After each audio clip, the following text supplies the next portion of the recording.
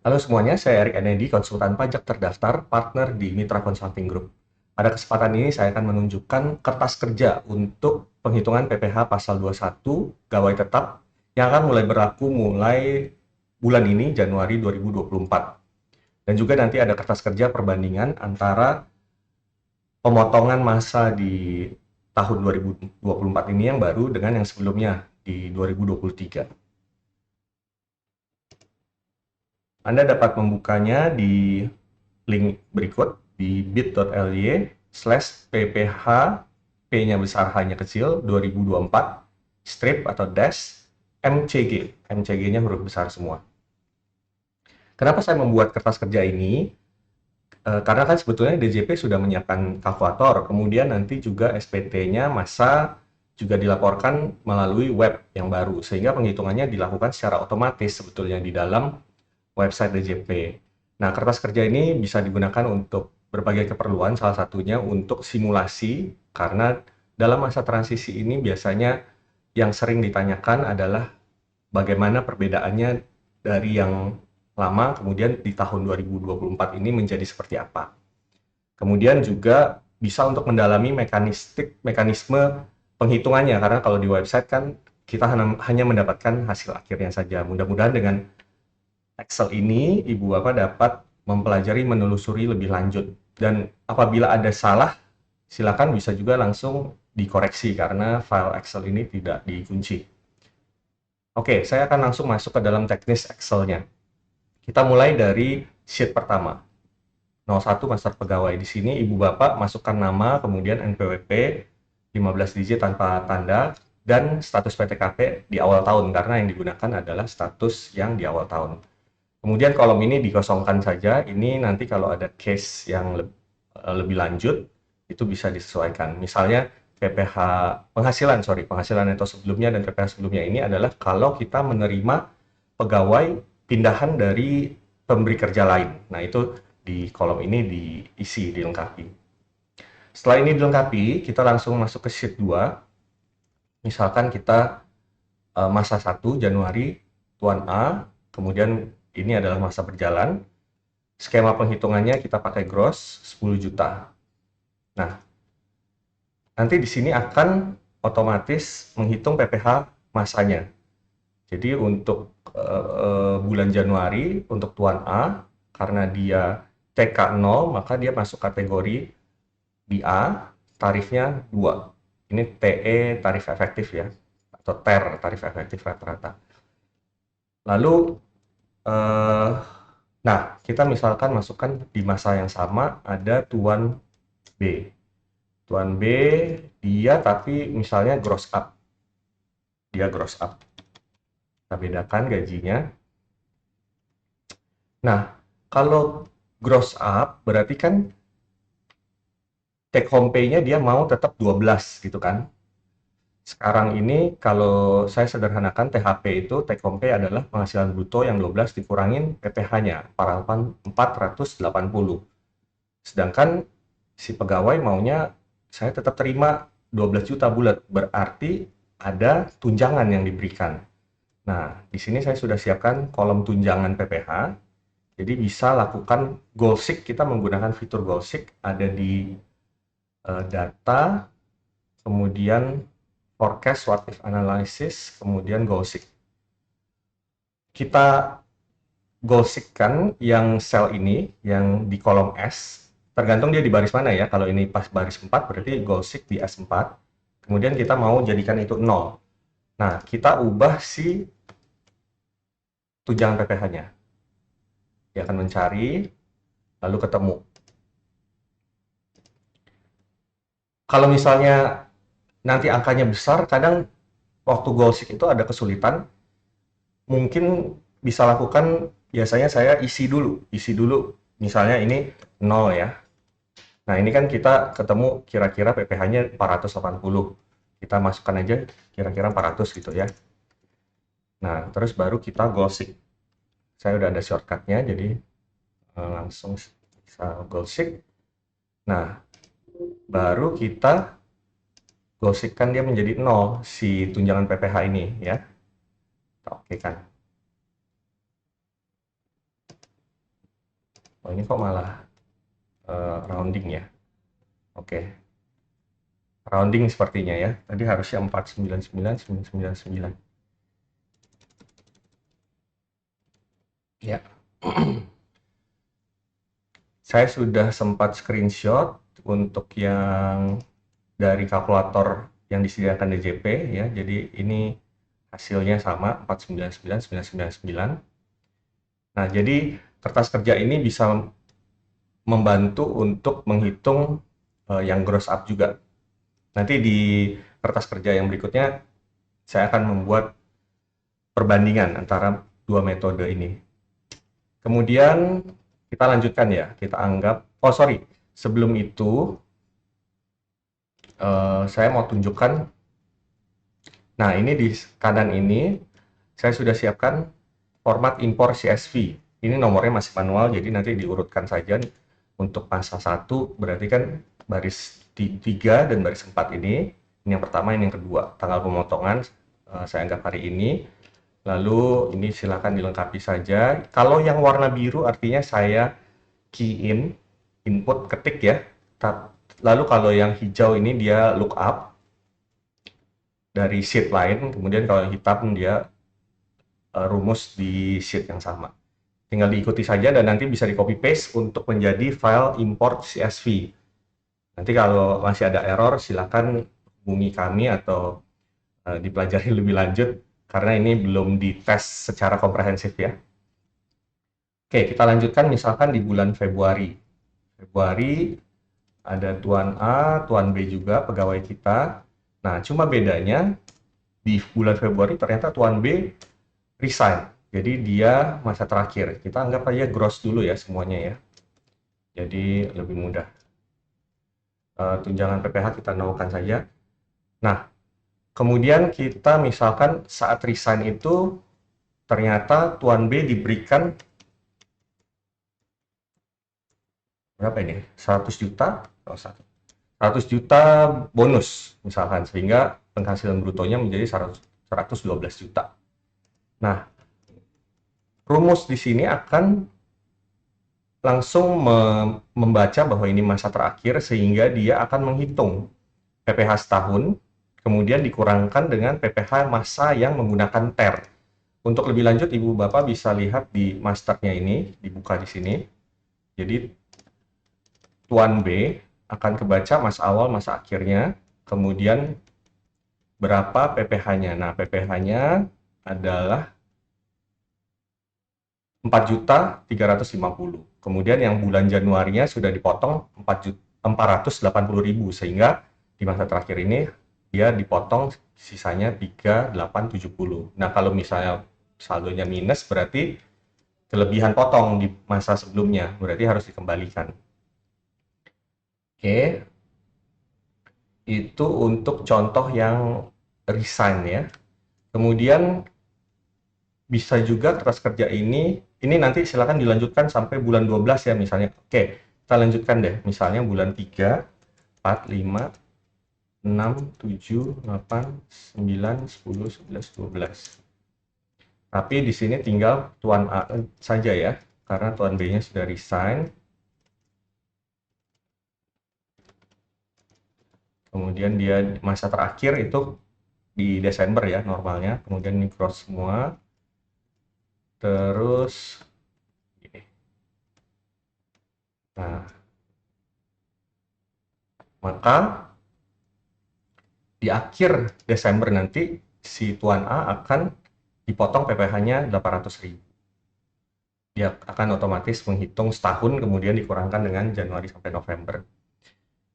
Seperti itu aja, mudah. Kemudian ini refresh, kita bisa ke sini, lalu refresh. Nanti bisa dipilih misalnya ini blank nggak usah. Sorry. 1, misalnya kita mau masa 1 atau masa 2, masa 3 ya. Jadi rekap ini bisa berguna untuk kalau kita mau review pegawai tetap kita punya penghasilan bruto dan PPh masa dalam sebulan ya.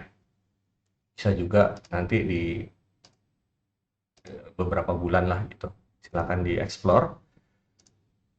Kemudian Nah, sekarang saya mau masuk ke yang kertas kerja yang compare. Nah, yang compare ini versinya tadi sama juga, versi 25 Januari yang kedua, strip 2 ya. Nah, ini sedikit berbeda karena saya berfokus pada satu pegawai, kemudian masanya hanya masa 1 sampai Desember aja, jadi nggak pakai skenario lain ya, tidak mengakomodir di sini. Nah, kita anggap, oke, saya akan, nah ini jadi udah otomatis masa 1 sampai 12 ya, masa berjalan, kemudian terakhirnya masa terakhir. pH bruto kita anggap misalnya 50 ya, ke kanannya kosong. Ini mirip-mirip. Kalau yang abu-abu biarkan saja, kita isi yang warna putih saja. Nah, di kanan ini ada summary-nya. Sorry, saya tutup dulu. Nah, ini adalah perbandingan dengan metode yang baru yang 2024, metode masanya ya, kalau setahunnya sama masanya, kemudian dengan skema hitungannya gross. Ini kalau yang lama yang kuning. Jadi sama-sama 600 juta setahun, PPh-nya sama totalnya. Nah, cuman per bulannya ada perbedaan. Desembernya ada perbedaan. Kalau yang dulu lebih stabil karena memang kan dihitung persis. Tapi memang lebih repot. Kalau sekarang pakai rata-rata. Rata-rata itu artinya dalam suatu range, kan ini ada kategori A, B, C. Jadi untuk range ini ya kira-kira rata-ratanya berapa tarifnya digunakan itu. Jadi akan berbeda kalau dia di posisi di bawah ataupun di atas, karena kan tidak persis. Jadi akan ada selisih. Nah, makanya ada selisih, itu semua akan diperhitungkan di Desember. Jadi pada akhirnya tetap PPh-nya sama. Oke, itu cukup jelas. Lalu ini metode gross. Kalau metode gross up, karena yang diakui DJP sekarang kan hanya gross dan gross up ya. Jadi kalau apa namanya, kalau net yang PPh ditanggung itu sejak berlakunya PMK mengenai Natura itu kan ya sudah tidak digunakan lagi lah. Jadi dianggap semuanya adalah tunjangan, tunjangan PPh yang diberikan pemberi kerja. Nah, kalau kita pakai gross up kan berarti pegawainya mau tahunya pokoknya terima bersih 50, sedangkan ini kan take home pay-nya 50 kurang 9 dipotong jadi 41 gitu kan. Nah, kita lakukan yang sama di lookup di goalseek ini kolom P kita nolkan, di sini.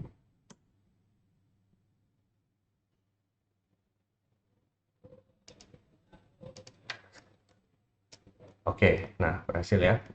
Nah ini kalau gross up dia akan memperhitungkan dengan si tunjangannya, makanya tarif efektifnya akan beda lapisnya, karena kan kalau lapisnya bergerak, ininya bisa geser juga gitu ya tarifnya. Oke, kemudian kita samakan karena ini tiap bulan sama. Nah, tinggal di terakhir kita goalseek lagi.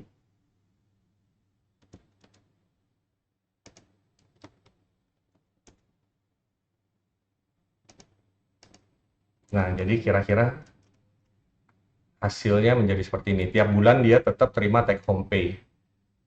Nah, kalau yang lama, kalau di gross up, sorry. Nah, ini masih false ya, karena apa? Karena ini saya bedakan tunjangan PPh yang ini kan untuk yang baru, metode baru. Yang di kanan, nih, ini juga mesti diisi, samakan. Sorry, ini malah mesti digosik lagi, sorry. Berarti kita gosik. Yang diubah yang di sini.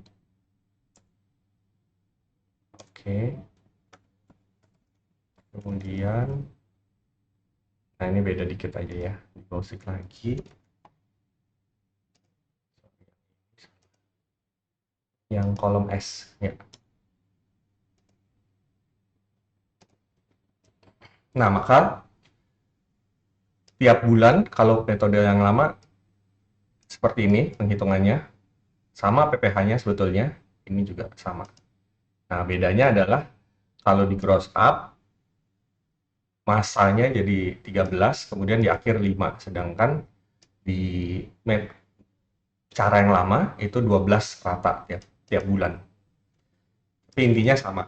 Nah, sorry, maksudnya tapi intinya dalam setahun itu sama PPh 21-nya. Jadi tidak ada perubahan tarif ya, beban pajak gitu nggak ada.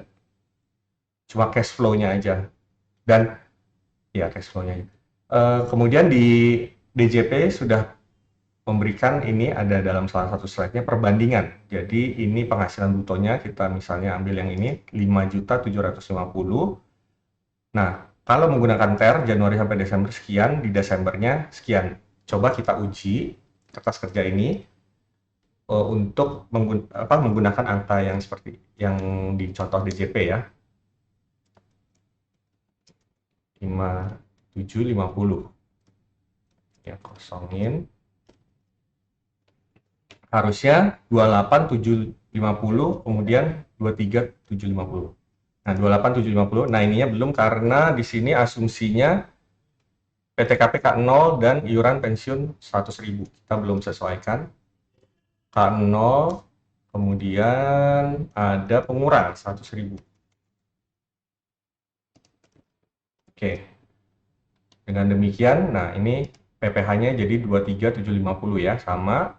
Kemudian di metode lama, ini tidak relevan karena ini metode gross ya, yang di DCP.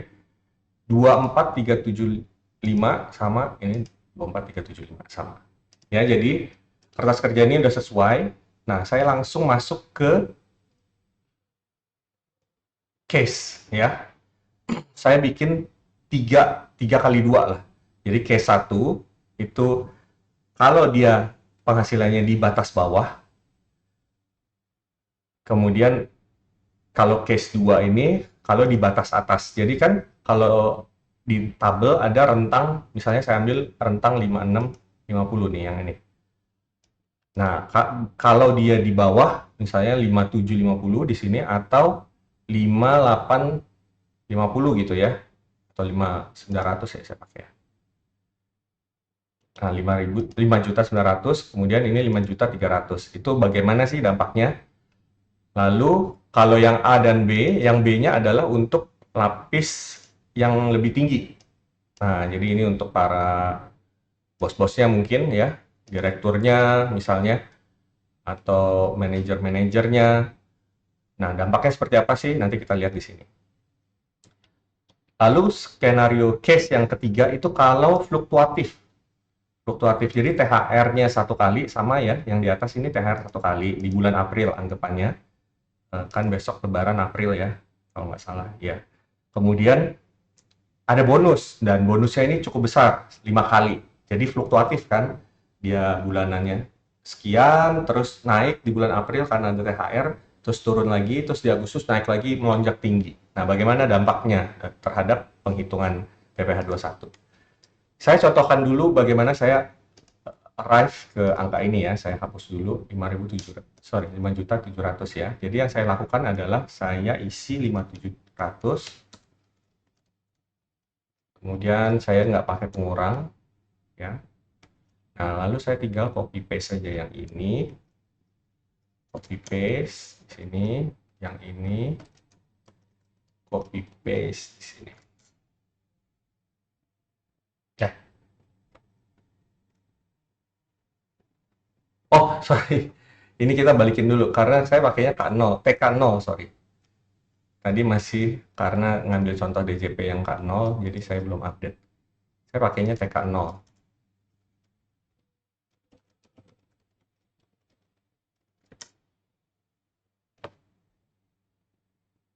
TK0 gross. Oh, sorry, THR-nya saya belum masukin. Oke.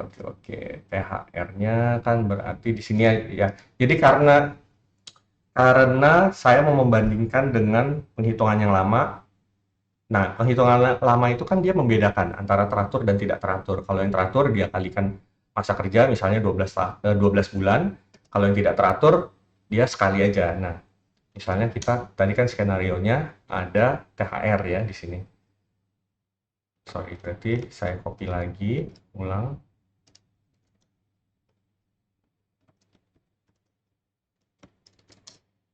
Nah, gitu. Nah, untuk memverifikasi saya cross check dengan menggunakan kalkulator dari pajak dan untuk yang 2023-nya kalkulator dari Ortex. Ada yang masa, period, atau yang tahunan, yearly.